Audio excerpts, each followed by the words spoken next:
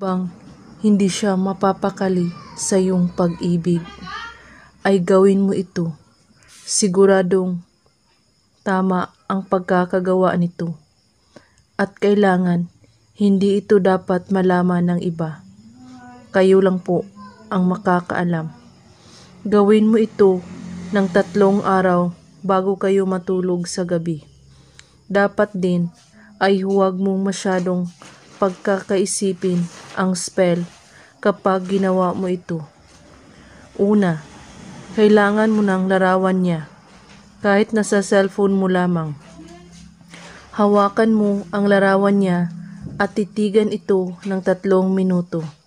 At habang ginagawa mo ito, ay pagkakaisipin mo siya ng matindi.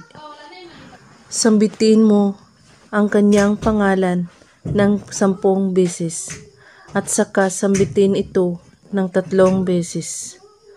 Amina Tenorin Alimoki.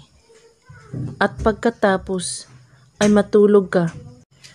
At gawin mo ito ulit ng 2 gabi upang makumpleto mo ang 3 gabi.